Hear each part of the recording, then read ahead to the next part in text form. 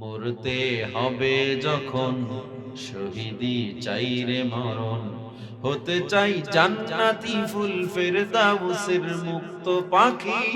ও আমার পরাণ পাখি, বেশি দিন নাই রে বাকি। আজরাইল আসবে যখন, উড়বি তখন স্রেফ একাকী। ওপারে যাওয়ার কালে গে যা ইমান হালে, দে উড়াল লা ইলাহা ইল্লাল্লাহ ডাকি ডাকি। মরণ যখন তোমার হবে কেউ বাঁচাতে পারবে না।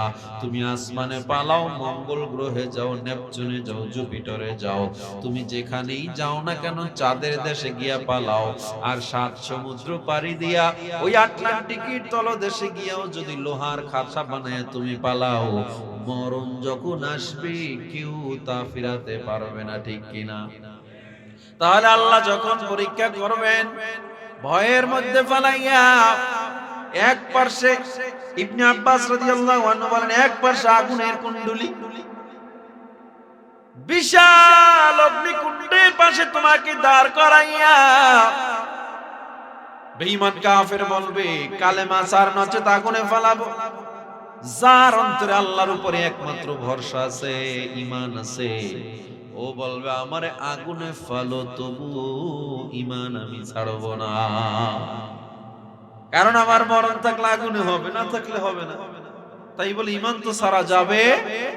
আল্লাহ কয় যে ভয়ের মধ্যে আমি পরীক্ষা করলাম, আমি দেখবো তুই ওই সময় ভয় পেয়ে গেছো নাকি আমি আল্লাহর উপরে তাওয়াক্কুল করছি। পয়গম্বর ইব্রাহিম আলাইহিস সালামকে নমরুদ যখন হাত পা বেঁধে আগুনের মধ্যে ফেলাবে, চরকার মধ্যে উঠাইছে, আগুনের মধ্যে ফালানোর সময় জিবরিল আমিন ডেকে বলে, পয়গম্বর ও খলিলুল্লাহ, একবার যদি আপনি বলেন আমি আপনাকে সাহায্য করার জন্য প্রস্তুত হয়ে আছি। পয়গম্বর ইব্রাহিম বলে, ও জিবরিল, না না, আমি তোমার কাছে কেন সাহায্য চাইবো? আমার আল্লাহ কি আমারে দেখেন? আমি তোমার কাছে কেন সাহায্য চাইবো? সুবহানাল্লাহ। আল্লাহ তাআলা এত পছন্দ করে ফেলছেন কথাটা, কারণ ইব্রাহিম ওই জিবরিলের উপরে ভরসা করে নাই। জিবরিল তো আল্লাহর পক্ষ থেকে পাঠানো, ঠিক না? তবু আল্লাহ তার উপরে, আল্লাহর উপরে ভরসা করেছে। আল্লাহর উপরে যখন ভরসা করেছে, আমার আল্লাহ তাআলা জানায় দেয়, কুলনা ইয়া নারু কুনি বারদান ওয়া সালামান আলা ইব্রাহিম।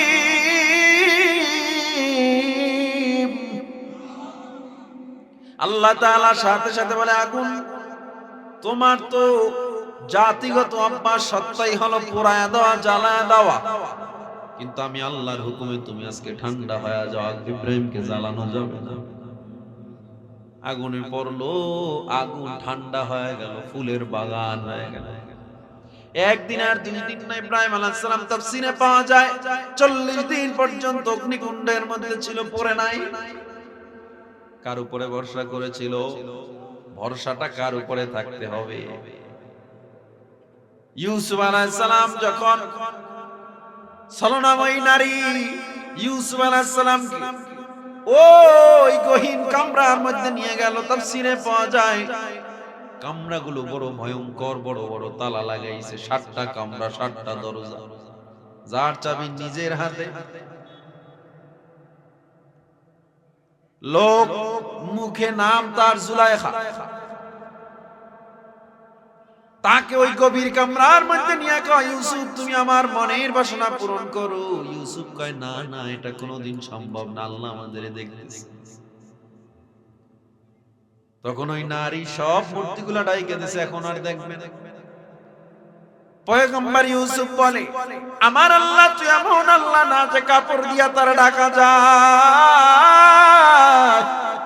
আমার আল্লাহ এমন আল্লাহ, লা তাখুযুহু সিনাতুন ওয়ালা নাওম।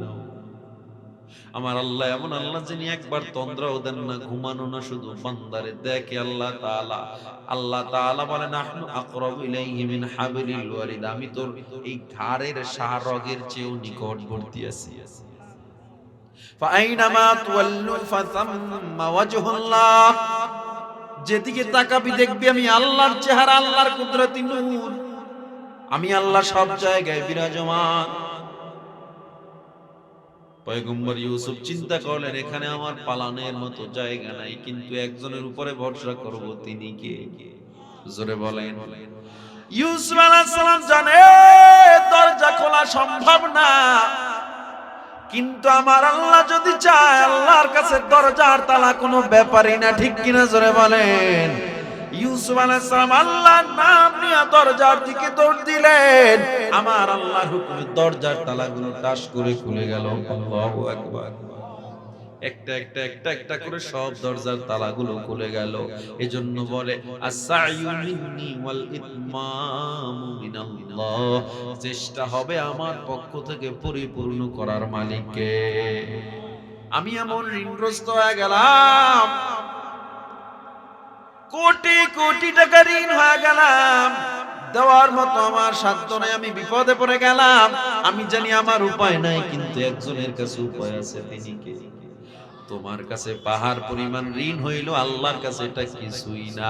আল্লাহরে যদি তুমি জায়নামাজটা বিছাইয়া তুমি একটু রাত্রে আল্লাহর ওই কুদরতি পায় কপালটারে ঠেকায়া ডাক দিয়ে বলো, ও দয়ার মালিক, আমার মতো গুনাহগার কেউ নাই আল্লাহ, আমার মতো নাফরমান কেউ নাই,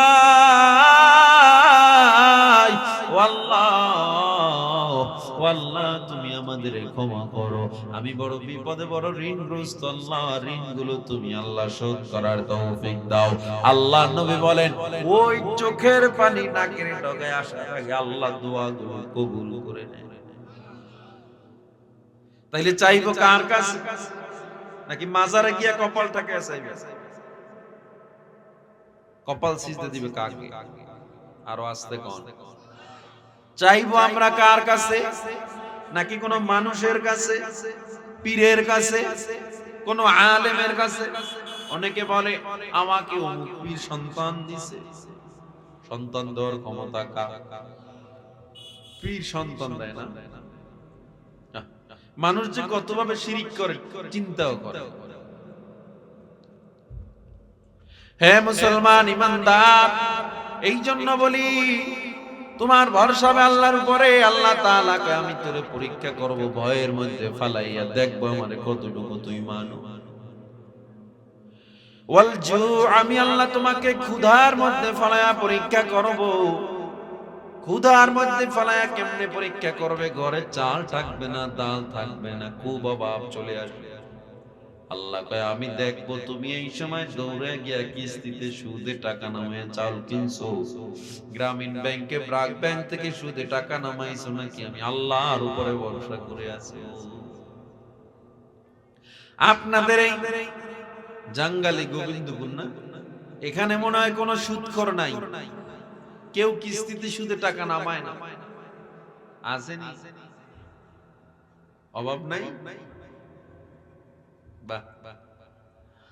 অথচ সুদের 70টা গুনাহ। কয়টা?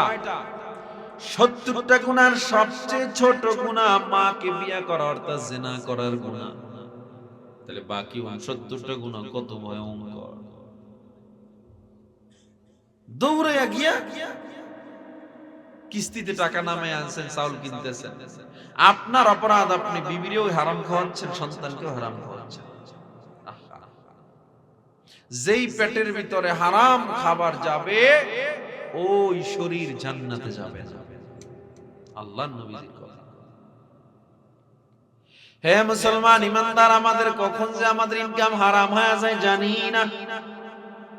ওই যে আপনি যখন ধান লাগাইতে গেছেন, কোদাল দিয়ে আরেকজনের আইল কাইটা এক কোদাল নিজের মধ্যে ঢুকাইছেন, ধান পুরো ধানগুলো হারাম হয়ে গেছে। টেনশন নেই, কোদাল লই যেটা খুব অল্প এক গুছি বেশি, এই যে খাইতেছেন এটা হারাম, হুশ নাই। শুধুমাত্র তাই নয়, দোকানদারি করতেছেন, ওজন দিতেছেন, ওজনে যদি 100 টাকা 1 গ্রামও কম দেন, টোটাল ইনকামটা হারাম হয়ে যাবে। টেনশনই নাই। অনেকে এমন করে, দেখবেন বান্দা আন্দাজের উপরে মাইপা দিয়ে দেয়, হ্যাঁ এখানে 1 কেজি আছে, দেয় না এমন? শশা বা কিছু হয়ে গেছে, মাপা লাগবে না, হারাম। নির্ধারণ হতে হবে, নির্ধারণ কইরা বেশি দেন, সমস্যা নাই, পালায় 100 গ্রাম বেশি দিয়ে দেন, কম দেওয়া যাবে, আর নির্ধারণ করতেই হবে। আপনি যদি বলেন এই পুকুরটা আমি কিনবো, যত মাছ আছে আমার, তোমারে কত দেওয়া লাগবে? মালিককে আমারে 5000 টাকা দাও, মাছ যা তোমার, হারাম। এই জানেন না কেন জানেন? কারণ আপনি জানেনই না এখানে মাছ কতটুকু পাবেন। যেখানে আপনার সম্পদ নির্ধারণ নাই, ওইগুলো কেনা জায়েজ নাই। এই জন্য আম বাগান কেনেন মুকুল বের হওয়ার পর। আমবাতার রবিউল বাকলা যারা পড়ছেন, হেদায়েত কিতাবে আছে।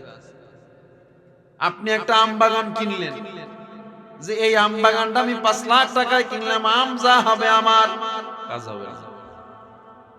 নির্ধারণ হতে হবে, আম বের হতে হবে, এরপরে বাগান কিনতে হবে।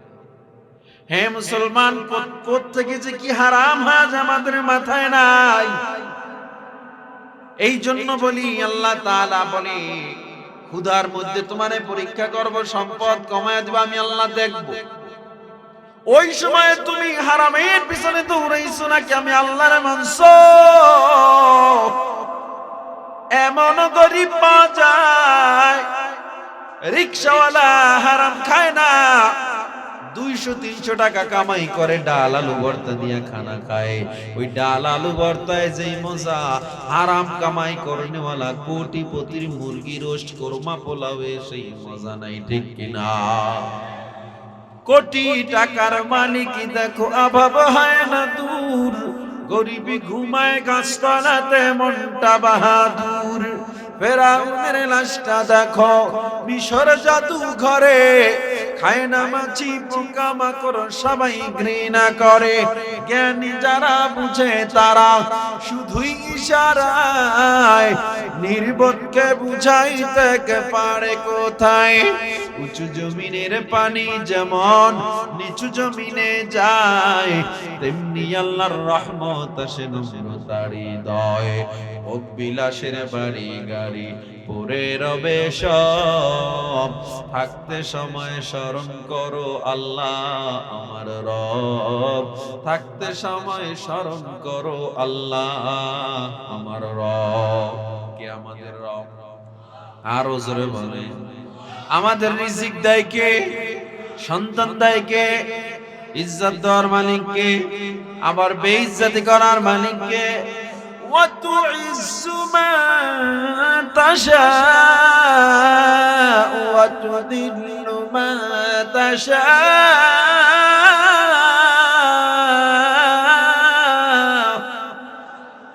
বাদশাকে ফকির বানাও, ফকিরকে আমির বানাও, বাদশাকে ফকির বানাও, ফকিরকে আমির বানাও।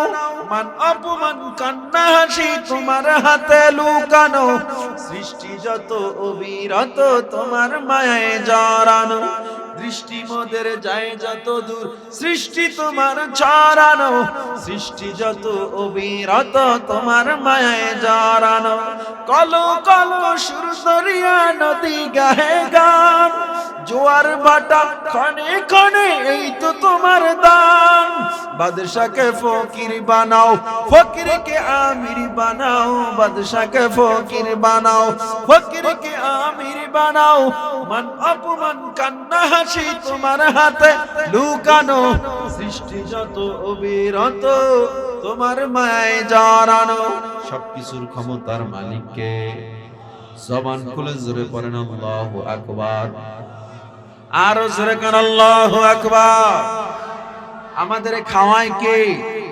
পরিপূর্ণ বিশ্বাস রাখতে হবে ওই রিজিক দেওয়ার মালিক আল্লাহ। অভাবে পড়লেও আল্লাহ আমাদের খাওয়াবে।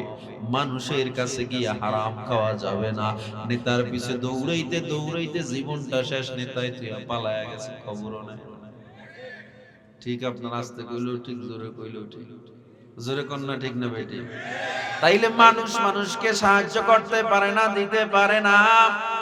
যারা পালাইছে, বাড়ি ঘরের অভাব নাই, বিদেশেও ঘরের অভাব নাই, নিরীহ মানুষগুলোরে ফালায়া গেছে, একটাবার খবরও লয় না। এর দ্বারা বোঝা যায় দুনিয়ার মানুষ যা করে স্বার্থের জন্য, কখনো নিজের স্বার্থ ছাড়া কোনো মানুষ কোনো কাজ করে না, ঠিক কিনা?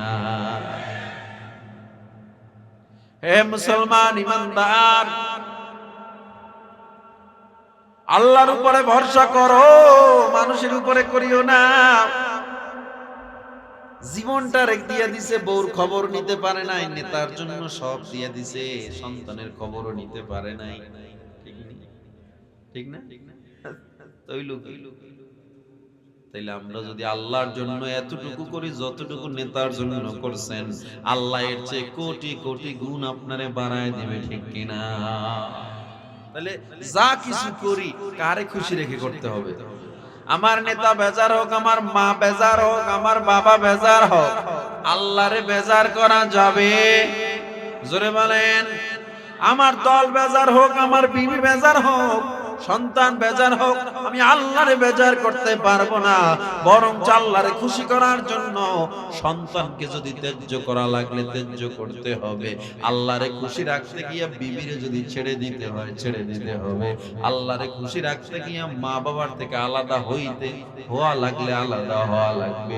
কারণ আল্লাহরে খুশি করা, নবীরে খুশি করার সাথে পৃথিবীর আর কোন জিনিসের মিল হবে না, ঠিক কিনা? হে মুসলমান, এজন্য আল্লাহ বলে ওয়াল জু, আমি আল্লাহ তোমাকে ক্ষুধার মধ্যে ফলায়া পরীক্ষা করব। অভাব থাকবে সংসারে, এরপর আল্লাহরে ভুলবি না। ও মুসলমান, আমায় একটু জবাব দেন, আমরা 3 ওয়াক্ত খানা পাই কি পাই না? আল্লাহর দেওয়া সূর্যের তাপ আমরা পাই, আল্লাহর দেওয়া ওই সমুদ্রের মাছ আমরা খাই, আল্লাহর দেওয়া বাতাস উপভোগ করলাম, আল্লাহর দেওয়া পানি উপভোগ করলাম, ফল খাইতেছি। পৃথিবীর সব মানুষ মিলে, সব বিজ্ঞান মিলে এই মাটির মধ্যে থেকে একটা ধান নিজেরা বের করতে পারবে না। 1000 কোটি কিলোমিটার নিচে যান, একটা ধান পাবেন না। 1000 কিলোমিটার নিচে যান, একটা আপেল পাবেন না, কমলা পাবেন না, কোনো গাছ পাবেন না। এই মাটির মধ্যে থেকে কেমনে আল্লাহ উঠাইলো? কোনদিন তো দেখলাম না বাতাসে উড়ে উড়ে একটা ফল আইসা বসছে, দেখছেন নাকি? না রে বান্দা, না না, এই আল্লাহ মাটির দিকে আপনারা আমারে দিল। আল্লাহ তাআলা এত কিছু দিল, মাটির নিচে তৈল দিল, অক্টেন দিল, পেট্রোল দিল, আল্লাহ স্বর্ণ দিল আমার আল্লাহ। অথচ সেই আল্লাহরে তুমি না মাইনা কানে মানতেছো। আল্লাহ কয় বান্দা তোরে 3 ওয়াক্ত খানা আমি আল্লাহ খাওয়াই, শুধু শুধু ভাত মজা লাগবে না, মাছের ব্যবস্থা করে দিলাম। এক প্রকারের মাছ না, 1000 ধরনের মাছ আমি আল্লাহ বানায়া দিলাম। সুবহানাল্লাহ। মাছের মধ্যে আবার কত ধরনের মজা দিলাম, মাথায় এক মজা, লেজে আর এক মজা, পেটে এক মজা, পিঠে আর এক মজা। সুবহানাল্লাহ। আল্লাহ কয় তোরে এত নিয়ামত আমি আল্লাহ দিলাম, এরপরও আমি আল্লাহ ফজরে ডাক দিয়া তোরে পাইলাম না, আমি আল্লাহ তোরে জোহরে ডাইকা পাইলাম না, আমি আল্লাহ তোরে আসর মাগরিবে এশায় পাইলাম না। ও বান্দা জেনে রাখ, জেনে রাখ, আমি আল্লাহরে মানলি না, আজরাইল কিন্তু একদিন আসবে। ওই দিন তোর দুনিয়ার কোন নেতা, তোর পীর, তোর বাবা তোরে বাঁচাতে পারবে না। সেদিন যখন তোর জানের উপরে আঘাত চলে আসবে, তোর মা কাঁদবে, তোর সন্তান কাঁদবে, বাবা কই যাও, একটা বারো পিছনের দিকে তাকানোর সুযোগ থাকবে না। এ যুবক, এ বৃদ্ধ বাবা মা, কিসের মায়ায় পড়িয়া তুমি আল্লাহরে ভুলে গেছো? আল্লাহর নিয়ামত গণনা করে শেষ করতে পারবা না। আল্লাহ কয় এত নিয়ামত দিলাম, অথচ পূর্ববর্তীদেরকে আমি কত আরো বড় পরীক্ষায় ফেলাইছি। আমি নবীদেরকে না খাওয়া রাখছি, সাহাবায়ে কেরামরা না খেয়ে জীবন কাটায় দিছে, খাবার পায় না, মাস চলে যেত, সাহাবীদের চুলার মধ্যে আগুন জ্বলতো না, এরপরও তারা আমারে ভুললো না। তুই এত নিয়ামত পাইয়াও আমারে সিজদাটা দিতে পারলি না, তুই এত নিয়ামত পেয়েও তোরে ফজরে আমি ডাইকা পাইলাম না।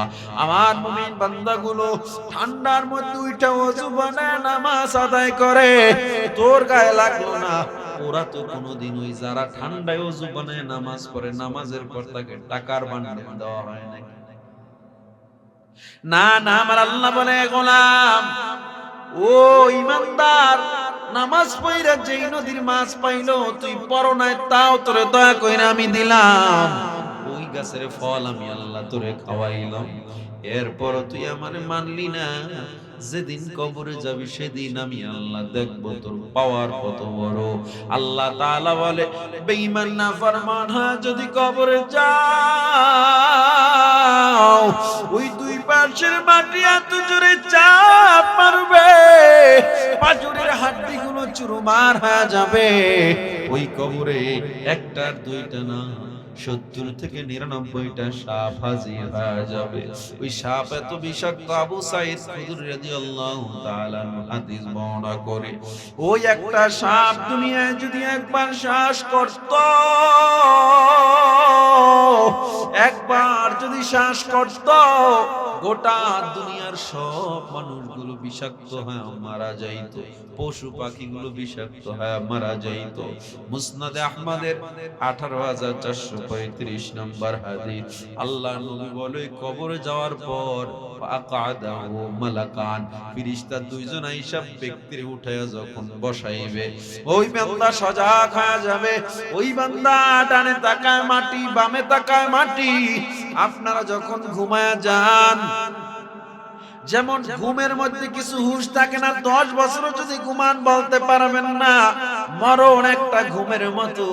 রুহুটা যখন বের হয়ে যাবে, আল্লাহ নবী বলেন, ইমানদার বান্দার রুহুটা কেমনে বের হবে?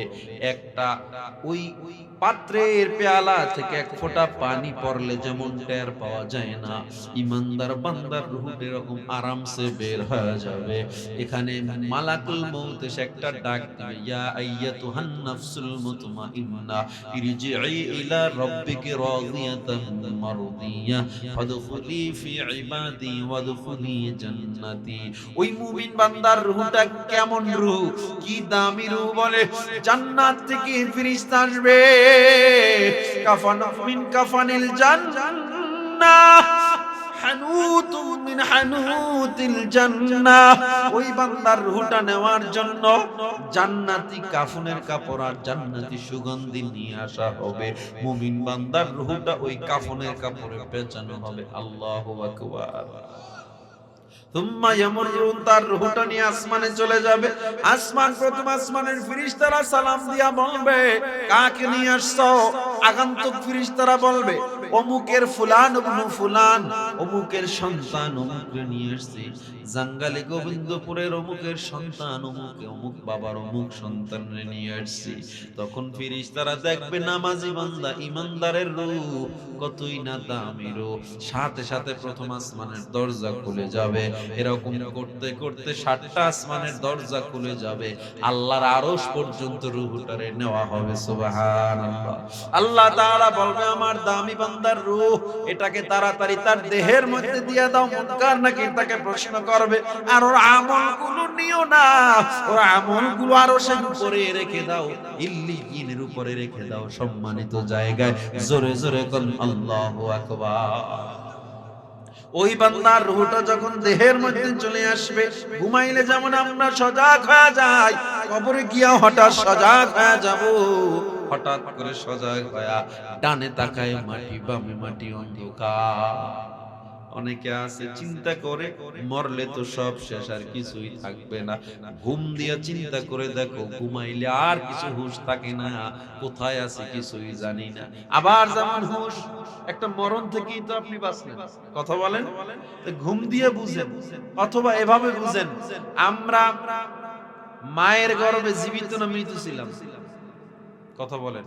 শ্বাস করি নাই মায়ের গর্ভে, একটা আটকা জায়গায় আপনি থাকতে পারবেন? এটা কি মিথ্যা যে মায়ের গর্ভে ছিলেন? তাই পানির ভিতরে যে ছিলেন, পেটের ভিতরে বাঁচায় রাখছে কে? আপনি যখন এখানে ছিলেন, পূর্বে তো আপনি জীবিত ছিলেন না। মায়ের গর্ভে আসার আগে, রূহ জগতের আগে জীবিত ছিলেন। তাইলে পূর্বে জীবিত ছিলেন না, যে আল্লাহ আপনারে জীবিত আনলো, রূহ দিল, ওই আল্লাহ আবার জীবিত করবেন আপনাকে? সজাগ হয়ে বান্দা দেখবে, ডানে মাটি, বামে মাটি। মুনকার নাকির সওয়াল করবে, মান রব্বুকা, তোমার প্রভু কে? কে তোমার প্রভু? ওয়া মা দীনুকা, কি তোমার ধর্ম? আমান নবিয়্যুকা, কে তোমার নবী? ইমানদার বান্দা ডাক দিয়া বলবে রব্বুনাল্লাহ, আমার প্রভু হলো আমার আল্লাহ, আমার ধর্ম ইসলাম, আমার নবী হলেন মুহাম্মদুর রাসূলুল্লাহ সাল্লাল্লাহু আলাইহি ওয়াসাল্লাম। আমার আল্লাহ তাআলা বলে ফাফরিশু, তাড়াতাড়ি বান্দাকে মাটিতে আর শোয়া রাখবা না, ওর নিচে জান্নাতের বিছানা বিছায়া দাও। এই বান্দার সাথে জান্নাতের সাথে কানেকশন লাগায় দাও, কবরটা ফাঁকা হয়ে যাবে, সাথে সাথে জান্নাত দেখা যাবে, ঘ্রাণ আসা শুরু করবে, জান্নাতের ঘ্রাণ। পাশেই আবার জাহান্নাম দেখা যায়, ফেরেশতারা বলবে উনজুর মাকাদিকা মিনান নার, ও আল্লাহর বান্দা ওই জাহান্নামের দিকে একটু তাকায়া দেখেন, এই জায়গাটা আপনার জন্য নির্ধারিত ছিল। আপনি যখন জবাবগুলো দিছেন আবদালাকা বিল জান্নাহ, আল্লাহ জাহান্নামের পরিবর্তে এই জান্নাতটা আপনাকে দিয়ে দিছে। আর বেনামাজি, বেঈমান, সুদখোর যখন মারা যাবে, রূহটা বের হতে চাইবে না, টান দিবে, রূহ বের হতে চায় না, রগগুলো ছিঁড়ে রক্তাক্ত হয়ে রূহটা বের হয়ে যাবে। এত দুর্গন্ধ ফেরেশতারা নেয় না। জান্নাতি কাফনের কাপড় তো দূরের কথা, প্রথম আসমানে যাওয়ার পর বলে কারে নিয়ে আসছো, বলে জঙ্গালি গোবিন্দপুরের অমুক বাবার অমুক সন্তানরে নিয়ে আসছে। ফেরেশতারা বলবে দরজা খোলা যাবে না, এই বান্দা নামাজ পড়ে না, আল্লাহরে মানে না, এই বান্দা রোজা রাখে নাই, এই বান্দা সুদ খেয়েছে, ঘুষ খেয়েছে, এই বান্দার রূহ আর উপরে যাবে না। আল্লাহ তাআলা আরশ থেকে আওয়াজ দিয়ে বলবে ওই বেঈমানটার রূহটাকে তাড়াতাড়ি দেহের মধ্যে দাও, আর ওর আমলগুলো সিজ্জিন অর্থাৎ জাহান্নামের তলদেশে ফালায়া রাখো। রূহটা যখন চলে আসবে, ওই ঘুমের মধ্যেই সজাগ হয়ে যাবে। আল্লাহ নবী ডাক দিয়ে বলে ও সাহাবায়ে কেরাম, দেখো আমার একটা আঙ্গুল আর একটা আঙ্গুলের মধ্যে ঢুকলে যেমন ফাঁকা থাকে না, ওই বেঈমানের দুই পাশের মাটি এমন জোরে চাপ দিবে, ওই নাফরমান চিল্লাইবে, এত জোরে চিল্লাইবে, মানুষ আর জিন ছাড়া পুরো পৃথিবীর সব প্রাণী তার আওয়াজ শুনতে পাবে। এই বান্দাকে প্রশ্ন করা হবে তোমার প্রভুকে, তোমার নবী কি, তোমার নবী কে, তোমার ধর্ম কি? বান্দা বলবে হা হা লা আদ্রি, হায় আফসোস, হায় আফসোস, আমি তো জানি না। এখন অনেক চিন্তা করেন, আমরা তো এখন শিখে গেলাম, ওখানে পারবো না। না, যারা আমল করেন না মাথায় আসবে না, আর আমল করলে সেখানে আল্লাহ মুক্তির ফয়সালা করে দিবে। ওই বান্দা যখন বলবে কিছু জানি না, কবরটা হুফরাতুম মিন হুফারিন নার, সাথে সাথে জাহান্নামের একটা টুকরা হয়ে যাবে, গোটা কবরটা আগুনে ভরে যাবে। এত গুণ বলে দুনিয়ার আগুনের চেয়ে ৭০,০০০ গুণ জাহান্নামের আগুন তেজি। ওই বান্দা জাহান্নামের আগুনে পড়ে যাবে, বান্দার সাপ কামড়াইতে থাকবে, সাপ বিচ্ছুর ঘর কবর বড় মারাত্মক। সেখান থেকে আল্লাহ তাআলা শেষ বিচারের দিন উঠাবে। বর্তমান সিরিয়ার জমিনে আল্লাহ একটা চেয়ার নিয়ে বসবেন, আল্লাহ তাআলা চেয়ার নিয়ে একটা হুঙ্কার দিবেন, রাগের হুঙ্কার, লিমানিল মুলকুল ইয়াউম লিল্লাহিল ওয়াহিদিল কাহ্হার। আল্লাহ তাআলা ডাক দিয়া বলবে আজকের রাজত্ব কার, আজকের বাদশাহী কার? ও দুনিয়ার নেতা, ও দুনিয়ার রাজারা, আইনাল জাব্বারুন, কই প্রভাবশালীরা, প্রতাপশালীরা, আইনাল মুতাকাব্বিরুন, কই অহংকারীরা, আইনা মুলুকিল আরদ, কোথায় দুনিয়ার নেতা? আসো আমার কাছে আজকে আসো, তোমার দম্ভ কোথায়? এত ফল দিলাম, এত খাবার দিলাম, আমি আল্লাহরে সিজদা দেও না, গিয়া সিজদা দিছো মাজারে, আমি আল্লাহরে মানো না, মানছো তুমি নেতারে, দুনিয়ায় সব মানুষের গোলামি করছো, আজ আমার সামনে দাঁড়াও। এক হুঙ্কারে মানুষগুলো ৫০,০০০ বছর বেহুশ হয়ে জমিনে সিজদার মতো পড়ে থাকে। ৫০,০০০ বছর পর যখন উঠবে, আম্মা জান আয়েশা থেকে হাদিস বর্ণনা করা হয়, আম্মা জান আয়েশা বলে ও পয়গম্বর, ৫০,০০০ বছর পর মানুষগুলো উঠবে, আমার নবী কি উলঙ্গ অবস্থায় উঠবে? আম্মা জান আয়েশা কয় ও নবী লজ্জা কি লাগবে না? আম্মা জান আয়েশার জবাবে আমার নবী চোখের পানি ছেড়ে কয় আয়েশা, লজ্জা তো দূরের কথা, ওই দিন এমন ভয়ঙ্কর দিন হবে যে গায়ে কাপড় নাই, পরনে কাপড় নাই, হুঁশ পর্যন্ত থাকবে না। এবার সব মানুষ দৌড়ে পয়গম্বর আদমের কাছে যাবে। ও নবী আদম, একটু আমাদের হেল্প করেন, আমরা বড় সমস্যায় আছি, আল্লাহর সামনে যাওয়া যায় না, সূর্যটা আধা হাত মাথার উপরে চলে আসবে। হে মুসলমান ইমানদার, এমন অবস্থা সবাই পাগল পারা। ওয়াকালা আদম সফিহুল্লাহি নফসি নফসি, আদম নবী তখন ডাক দিয়া বলবে, আমার জান, আমার প্রাণ নিয়ে আমি টেনশনে আছি, অন্য জায়গায় যাও। ওই মানুষগুলো দৌড়ে পয়গম্বর মুসার কাছে যাবে, ঈসার কাছে যাবে, ইব্রাহিম নবীর কাছে যাবে, সবাই বলবে নফসি নফসি, না না তোমাদের বাঁচাতে পারবো না, আমার জান আমার প্রাণ নিয়ে আমরা টেনশনে আছি, যাও যাও। এই মানুষগুলো মাকামে মাহমুদ নামে একটা জায়গা থাকবে, সাদা কাপড় দিয়ে পেঁচানো এরকম একটা প্যান্ডেল বানানো, ওই মাকামুল মাহমুদের কিনারা দিয়ে যখন যাবে, শুনবে কে যেন ভেতরে গুনগুন করে কান্না করতেছে। মানুষগুলো সামনে যখন পর্দাটা সরায় দেওয়া হবে, তাকায় দেখবে আপনার আমার মায়ার নবী সিজদায় পড়ে উম্মতি উম্মতি বলে কাঁদতেছে। আমার নবী কাঁদে আর কয়, রব্বি হাবলি উম্মতি, আয় আল্লাহ আমার উম্মতগুলোরে ক্ষমা করে দেন। আল্লাহু আকবার, জোরে বলেন। সব নবীরা বলে আমার জান আমার প্রাণ, আমার নবী বলে আমার উম্মত আমার উম্মত। এই মানুষগুলোর নিয়ে আল্লাহর কিনারায় নবী রওনা দিবে। আল্লাহর কুদরতি কুরসির কিনারায় যে নবী আমার মাথাটারে নোয়াইয়া মায়ার সুরে ডাক দিয়া বলবে, আল্লাহ এত মায়া করে বান্দা বানাইছো, রাগ করে জাহান্নামে ফেলায়া দিও না। আল্লাহ তাআলা বলবেন, ইরফা রাসাক ইয়া হাবিবার রহমান, ও নবী আমার আপনার মাথা উঠান। আল্লাহ নবী যখন মাথাটা উঠাইবে, নবী মাথা উঠানোর সাথে সাথে আল্লাহ তাকায় দেখবে, হাত্তা ইয়াবুল্লা লিহিয়াতাহু, আমার নবী কান্না করতে করতে তার দাড়ি পর্যন্ত ভিজে গেছে। আমার আল্লাহর বড় মায়া লেগে যাবে। আল্লাহ তাআলা ডাক দিয়ে বলবে, ও নবী আমার কেন কাঁদেন? আমার নবী তখন বলবে, আল্লাহ আপনি বলেছেন লাম ইয়ালিদ ওয়া লাম ইউলাদ, কাউকে জন্ম দেন নাই, কারো থেকে জন্ম নেন নাই, বড় মায়া কইরা বান্দা বানাইছে। আল্লাহ গো, আজ আর আপনি রাগ করে জাহান্নামে ফেলায়েন না। আমার আল্লাহ তাআলা তখন বলবে, নবী আমার আপনার চেহারার দিকে তাকে আমি আল্লাহর রাগগুলো সব পানি হয়ে গেছে। সুবহানাল্লাহ। ও আল্লাহ নবী, আজকে আমি আপনাকে শাফাআতে কুবরার হুকুম দিয়ে দিলাম। আজকে আপনি যাকে সুপারিশ করবেন আমি আল্লাহ তাকেই জান্নাত দিয়ে দিব।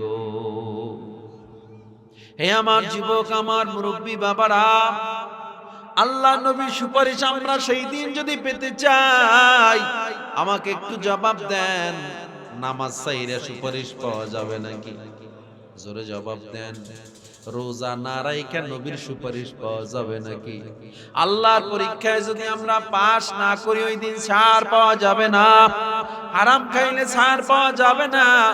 ও মুসলমানের দল, হারাম খাইয়া তুমি যত ইবাদত করো কবুল হবে না। এই জন্য বলি আল্লাহর পরীক্ষায় পাশ করে নাও। আল্লাহ যত রকমের বিপদে ফেলবে মনে করবেন এটা আল্লাহর পক্ষ থেকে মায়ার মহব্বত। আল্লাহর উপরে ভরসা রাখবেন, দুনিয়ার কোনো মানুষের উপরে ভরসা রাখবেন না।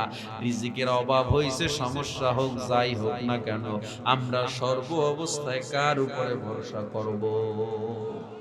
জোরে বলেন, কার উপরে? হে মুসলমান, আমার মায়ার নবী দেখেন কিয়ামতের ময়দানে সব নবীরা ভুলে যাবে, আপনার আমার নবী ভুলবেন না। এই মায়ার নবীরে আর কষ্ট দিয়েন না, সুন্নাতটা কামাই কইরেন না, আর দাড়িটারে কাইটেন না, আর নামাজটারে ছাড়বেন না। এমন মায়ার নবী আমরা পাইলাম। আজও মদিনায় এসে উম্মতি উম্মতি বলে যেই নবী কাঁদে। এ যুবক আল্লাহর বান্দা, ও আমার মুরব্বী, ও যুবক, আমার মায়ার নবীর আদর্শ লালন করে নাও। ব্যক্তি জীবনে, রাজনৈতিক জীবনে, পারিবারিক জীবনে, সব জায়গায় নবীর আদর্শ সেটিং করে নাও। আমি কসম দিয়া বলে গেলাম, দুনিয়ায়ও শান্তি, আখিরাতেও শান্তি আসবে। অনেকে মনে করে না আমি বুড়া হয়ে আমল করব, বুড়া হয়ে নামাজ পড়বো, দাড়ি রাখবো। কিন্তু আমাকে বলেন, বুড়া হওয়ার কোনো গ্যারান্টি আছে নাকি? এখান থেকে বাড়ি যাওয়ার কোনো গ্যারান্টি আছে? এখান থেকে দাঁড়ানোর কোনো গ্যারান্টি আছে নাকি? নাই, নাই। সুতরাং যারা বুড়া হয়ে আমল করবেন, চিন্তা করেন আজরাইল যে কোনো মুহূর্তে চলে আসবে, মৃত্যু অনিবার্য, মৃত্যু আসবেই আসবে। এই জন্য আর গুনাহ করা যাবে না, নামাজ ছাড়া যাবে না, আর অন্যায় করা যাবে না। কে কে রাজি আছেন তওবা করবেন, আর গুনাহ করব না? আল্লাহরে হাত একটু দেখা দেন। নারায়ে তাকবীর, নারায়ে তাকবীর। হাত সোজা করেন, সোজা করেন। ও দয়ার আল্লাহ, জাঙ্গারি গোবিন্দপুরের এই মাহফিল থেকে তাকায় দেখো তোমার কত বান্দারা ওয়াদা করতেছে আর গুনাহ করব না, নামাজ ছাড়ব না। তোমার পরীক্ষায় সব সময় ধৈর্য ধরব। আল্লাহ, আল্লাহ গো, গুনাহ মুক্ত জীবন দেন, মরণ পর্যন্ত ঈমানের সাথে কবুল করেন। বলে না, আরো জোরে বলে না আমি। ও তুই এই দুনিয়ার মায়ায় পড়ে করছো কত বাহানা, এই যে নয় তোর আসল বাড়ি, কবর যে তোর আসল ঠিকানা। ভাই বেরাদার যারাই ছিল একে একে চলে গেল, ভাই বেরাদার যারাই ছিল একে একে চলে গেল। তুমি আমি কেউ রব না, তুমি আমি কেউ রব না, দিতে হবে রওয়ানা। এই যে নয় তোর আসল বাড়ি, কবর যে তোর আসল ঠিকানা। এই যে নয় তোর আসল বাড়ি, কবর যে তোর আসল ঠিকানা। মরণ লাগবে এটা বিশ্বাস হয়তো, কবরে যাওয়া লাগবে বিশ্বাস হয়েছে তো, তাহলে গুনাহ করা যাবে? জোরে বলেন। আজকের এই মাহফিল তখনই সফল যখন আপনার তওবার উপরে ইস্তেকামত থাকবে। আগামীকাল ফজর থেকে যখন নামাজে আসবে, আর যদি ওয়াজ শুনছেন, হ্যাঁ দিল নরম হইছে, ভালো, এখানে আতুরে গেছি বাস, হবে না। আল্লাহ তাআলা বলেন, ওয়ালা নাবলুওয়ান্নাকুম বিশাইইম মিনাল খাউফ ওয়াল জু, আমি তোরে ভয়ের মধ্যে পরীক্ষা করব, ক্ষুধার মধ্যে ফালায়া পরীক্ষা করব, ওয়ানাকুসিম মিনাল আমওয়াল, সম্পদ কমায়া দিব, দেখব ধৈর্য ধরছো কি, আল্লাহর উপরে ভরসা করছো কি। এই দান হয় না তখন হাটে আর কয় আল্লাহ কি আর কারো খেত দেখে না, আমারটাই দেখছে। কয় কয় কি কয় না, দোকানে আগুন লাগছে, আল্লাহ কি আর কারো দোকান দেখে না, আমারটাই দেখছে। অথচ আল্লাহ বলেন তুই যদি ধৈর্য ধরো আর আমার উপরে খুশি থাকো, পরে তোর এত নিয়ামত দেব যে লা তুহসুহা, গণনা কইরেই শেষ করতে পারবে। কিন্তু আমরা আল্লাহর উপরে ভরসাও করি না, আল্লাহর থেকে নিয়ামতও পাই না। আল্লাহ সন্তান নিয়ে যাবে, আনফুস, আমার নফস, আমার সন্তান, আমার মা বাবা চলে যাবে, বিলাপ করে এখন কাঁদবো, হ্যাঁ চলে গেছে না, তুমি এখন ধৈর্য ধরে চোখ থেকে পানি পড়বে, চিল্লা পাল্লা না, আল্লাহরে বলবো মনে মনে, আল্লাহ আপনি যেই সিদ্ধান্ত সঠিক মনে করেছেন এটাই কল্যাণের। দোকানে আগুন লাগছে আল্লাহ, এর চেয়ে ভালো আমার জন্য সিদ্ধান্ত আপনার পক্ষ থেকে ছিল। আমার 10,000 12,000 টাকা বেতন আল্লাহ, এটাই আমার জন্য অনেক বেশি, আলহামদুলিল্লাহ। আল্লাহ আমার সম্পদ কম হয়েছে, যতটুকু দিয়েছে ততটুকু আলহামদুলিল্লাহ। এইভাবে মানসিকতা যখন নিয়ে আসবেন, আগামীকাল কি খাবেন এই টেনশনই আর থাকবে না। ঠিক কিনা জোরে বলেন। তাহলে আমরা যে আলোচনা শুনলাম, আল্লাহর উপরে ভরসা, আল্লাহর পরীক্ষায় ভরসা করতে হবে, আল্লাহর উপরে বিপদ আপদে, এটার উপরে মরণ পর্যন্ত ইস্তেকামত থাকা যাবে তো ইনশাআল্লাহ। আল্লাহ তাআলা আমাদের কবুল করেন। কথাগুলোর উপরে আমাকে সহ আপনাদের সবাইকে আল্লাহ আমল করার তৌফিক দান করেন।